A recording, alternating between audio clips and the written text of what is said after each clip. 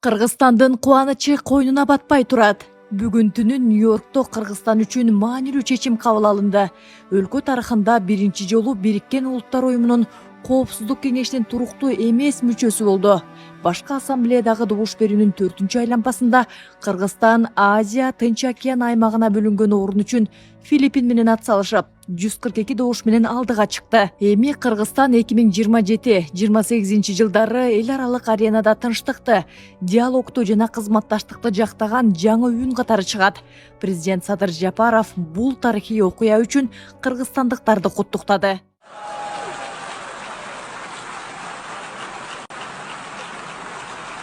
Кыргыз жерине көз аркандар арбыды.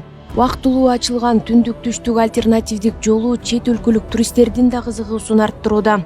Франциядан келген мото саякатчылар Ян жана Реми жаңы жол аркылуу өтүп бара жатып, Кыргызстан тууралуу жылуу пикирлери менен бөлүштү. Туристтер Кыргызстанды дүйнөдөгү эң кооз өлкөлөрдүн бири деп атап, бейишке салыштырды.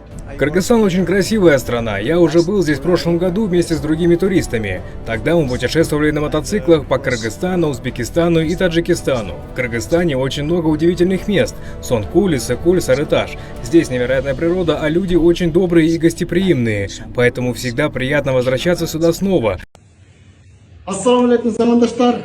Ажабыздын бут кийимин көргөзөйүн. Ажабызга барып келдим. Аябай сонун кабыл алды. Аябай сонун, атаң оозу курайын. Эмне соцчелердин баарын неме кылып атасың? Көтөрүп атасың деп ушундай бир жылуу мамиле менен мындай өтө жөнөкөй мындай ушундай мен карапайыммын да. Ушундай карапайымды ажоо күтүп алат деп ойлогон эмесмин. Айлаган эмесмин. Мына бут кийимди кийип көрдү. Могул боону мен чечкен жокмун, атайын өзү байлады.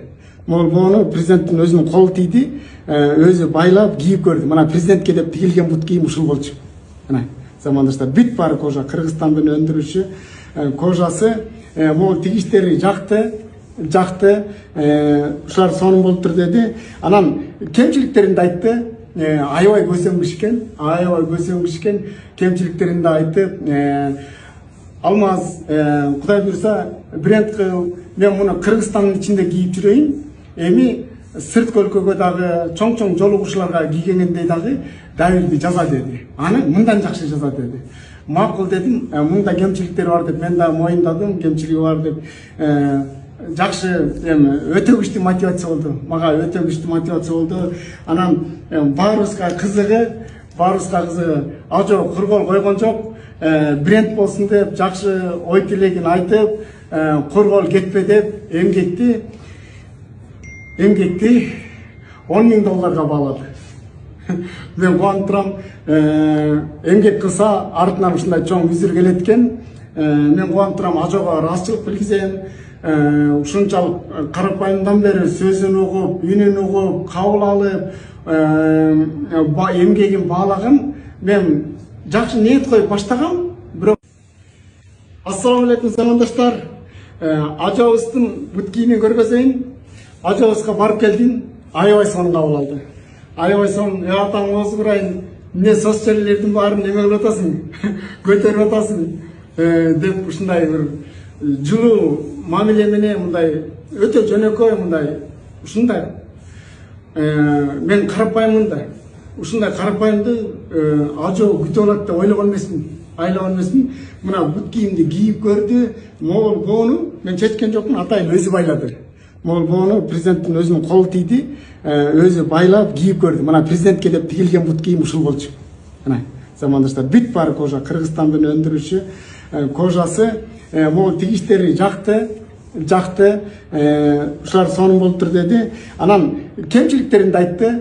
Аябай көсөңгүшкен, кемчиликтерин да айтып, алмаз, Кудай буйруса, бренд кыл, мен муну Кыргызстандын ичинде кийип жүрөйүн. Эми сырткы өлкөгө дагы чоң жолугушууларга кийгениндей дагы Давирди жаза деди. Аны мындан жакшы жаза деди. Макул дедим, мында кемчиликтер бар деп мен да моюндадым, кемчилиги бар деп.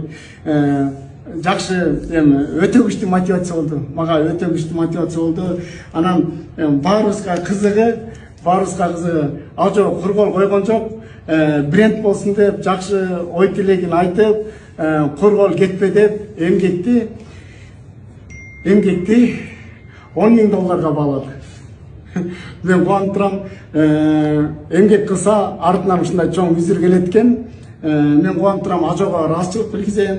Ушунчалык карапайымдан бери сөзүн угуп, үнүн угуп, кабыл алып, эмгегин баалаган, мен жакшы ниет коюп баштагам, бирок Кыргыздын саясий туткуну Махабат Тажбек кызы босатылды.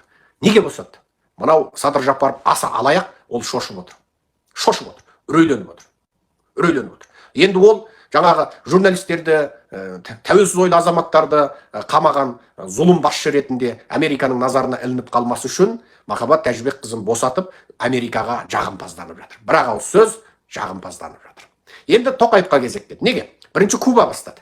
Куба саяси тұтқындарды босатты. Кубадан бұрын кім? Венесуэла бастаған. Венесуэладан кейін Куба бастады. Куба саяси тұтқындарды босатып, біз міне босаттық. Енді бұрын шетелдегі кубалықтарды отан сатқыны, жау, коммунизмнің жауы деп сөйтіп қаралайтындар. Енді сол шетке кеткен кубалықтар келсе іс қозғамаймыз. Олар сол шетелде қаржысын алып келіп бізге қаржысасын, олардың жекеменшік компанияларына, байлығына, есеп шотына тиіспейміз деп Куба жампозданып жатыр еді. Оны Америка алды айтты. Сендер Кубаның билеушілері өйтіп саяси тұтқынды босатып, шетке кеткен кубалықтардың қылмыстық ісін қузамаймыз деп, келіп бізге қаржы салыңдар, инвестор болыңдар деп, биліктерін сақтап қала алмайсыңдар. Сендер коммунистік режим ресми құлады, бүгіннен бастап Куба коммунистік социалистік ел емес деп қана жандарыңды сақтайсыңдар деген талапты қойып отыр. Енді Куба ары қарай не болады белгісіз. Кубада қазір компартияның ғимараттарын анау электрсіз, жарықсыз отырған жерде халықтар өртеп жатыр. Шетінен ауылдық, аудандық, қалалық жердегі компартияның ғимараттары шетінен өртеніп жатыр. Куба қазір түнде қап-қараңғы. Неге? Санаулы докторхана, мемлекеттік мекемелерде ғана электр бар, басқа жерде жоқ. Куба тұтасыменен сөздің шыны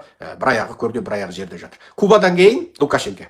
Не қайталап тұрып айтам. Бірінші Венесуэла босатты, одан кейін Куба босатты, одан кейін Лукашенко босатты, енді Қырғыз босатты, енді қазақтар. Көтерілетін кездеріңіз келді. Барлық саяси тұтқындарды. Марат Жыланбай, Асқар Сембай, Айгерім Тілеужан, Дума Мұхаммедкәрім, Мирболат Мырзатай, міне Атажұрттың 19 азаматы, Гүлназ Серікбаевамен қосқанда. Барлығы саяси тұтқындар.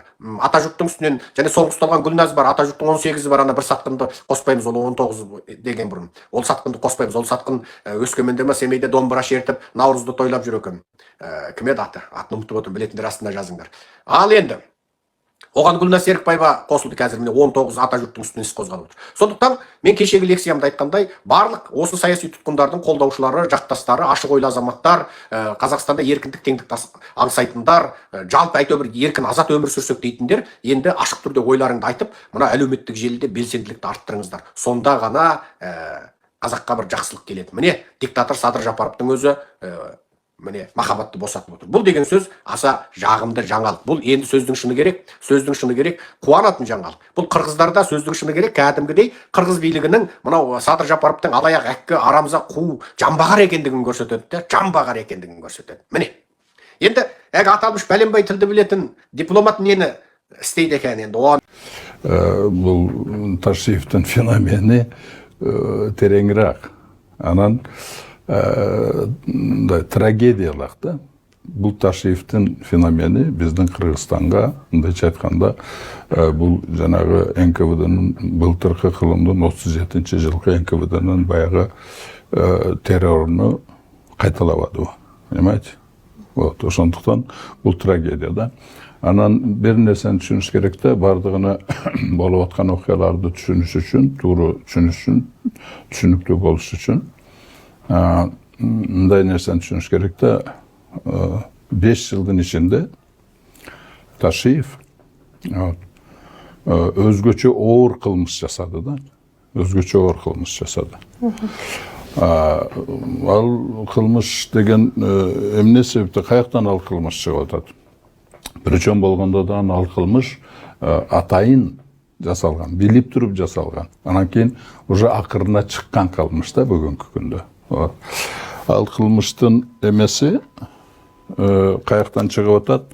Жанагы биздин конституциянын 5-беренесинин талаптарын бузганынан чыгып атат да.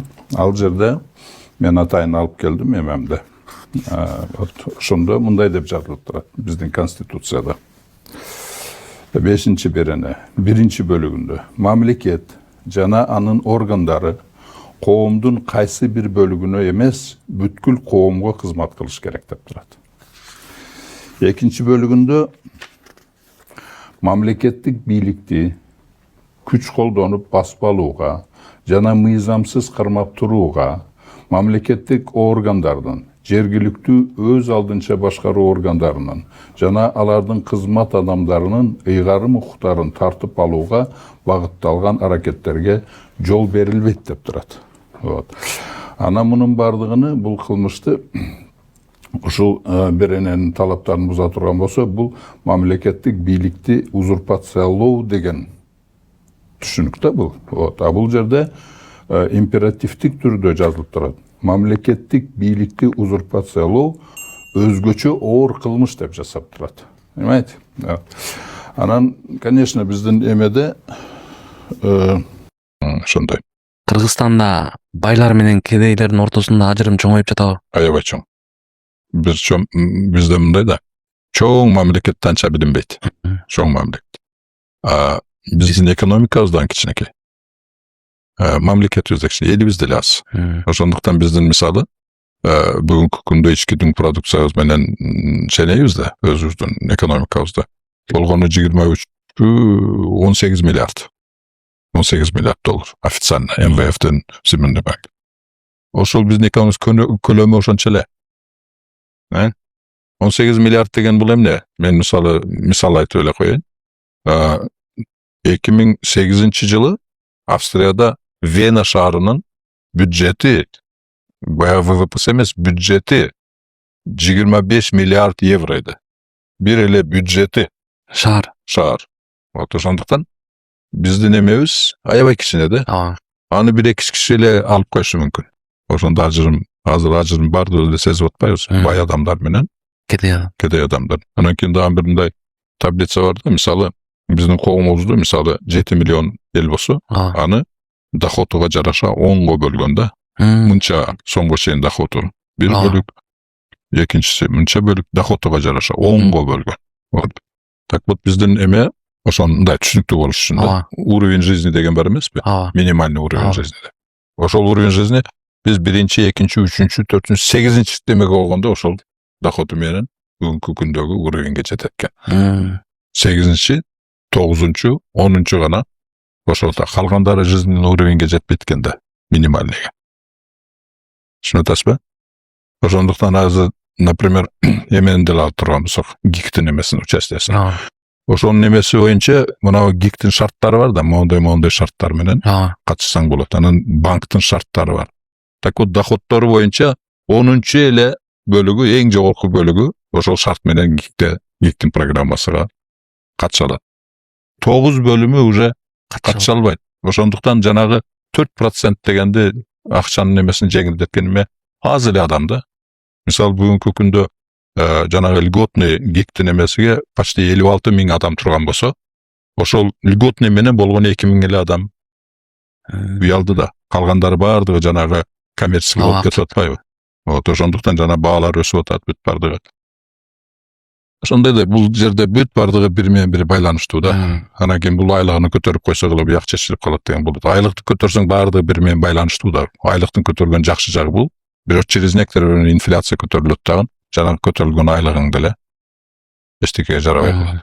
Мисалы мен ошол жана айтып бербедим, 21-жылы кирип Садыр Нуркожоевичке мен сунушумду айтканда, мен айткам да, азыр сиз 36 миллиардка мисалы мугалимдерди, анан врачтардын эмесин көтөрүп атасыңар. А калгандар эчтекеси көтөрүлгөн жок да.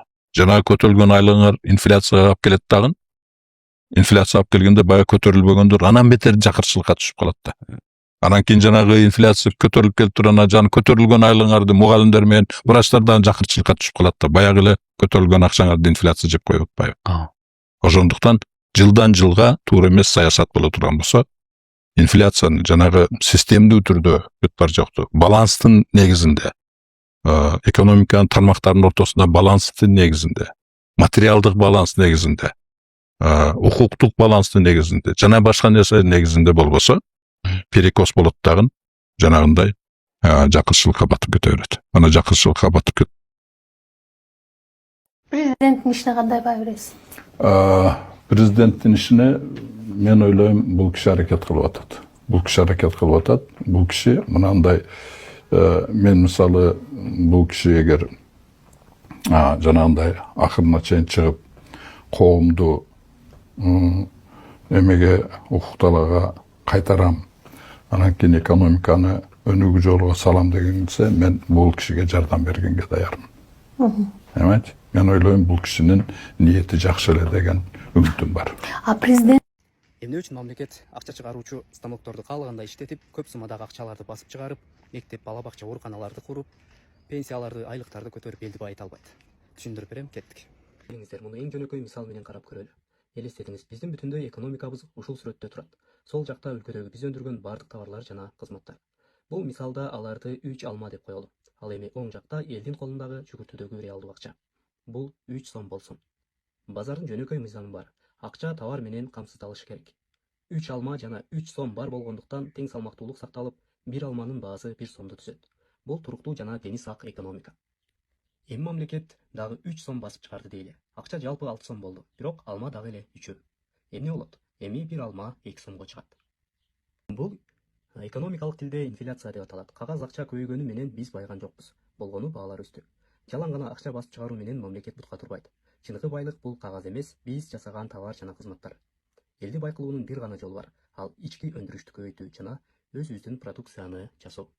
Ал Терешкова мектеби бузулуп, түбү орду менен жок болуп, кайра ордуна андан 3 эсе, 5 эсе жаңы мектеп курулду. Андан неге сизге ущерб деп атат? Туура айтасыз, Садыр Нуркожоевич, өтө өкүнүчтүү. Ошол мектепти туура эмес, камчыбек ташыйп буз десе бузабыз да биз. Ошону туура эмес бузгансыңар деп, эми ачык эле айтыш керек. УКМКнын кызматкерлери ошондо шаардыкы козгоду беле? Так, шаардын прокуратурасы кайра жаңы ачылган жагдай боюнча арыз берсин бияк. Арыз берсин, жаңы ачылган жагдай боюнча кайра бүт мунун 1 миллион сомун кайтартып бергиле, ишин жапкыла, кайра кайтартып бергиле төккөн акчасын. 1 тыйынына чейин. Түшүндүңөр, а? Сот. Сиз дагы көзөмөлгө алып коюңуз. Бул кандай эми бул? Ал жерди бузуп, анан кийин ал жерге андан 10 эсе жакшы мектеп, дагы бир 200 жыл тура турган мектеп, мен барып ачкам да аны. Анан кийин буну кайра ущерб деп 1 миллион төктүрүп, анан 7 миллион талап кылган. Бул кандай адилеттүүлүк бул? Бул кандай? Калысыздыкпы же туура айтамбы? Мындай логикасын ойлонуп көрүңүзчү сиз мисалы. Шаардын прокурору бул жерде мээси тескери айланып калганбы дейм да? Садыр Нуркожоевич, бизде баягы тергөө жок да, УКМК же СИИПТ текшерип карап чыгып анан текшерип карап чыккыла. Сиз арыз менен кайрылыңыз, жаңы ачылган жагдайлар боюнча деп. Силер ишти кайра козгоп туруп, кайра тергеп туруп, 1 миллионун кайтарып бергиле. Азамат, көзөмөлгө алып турасың, мага талаш этесиңер бүткөндө. Рахмат.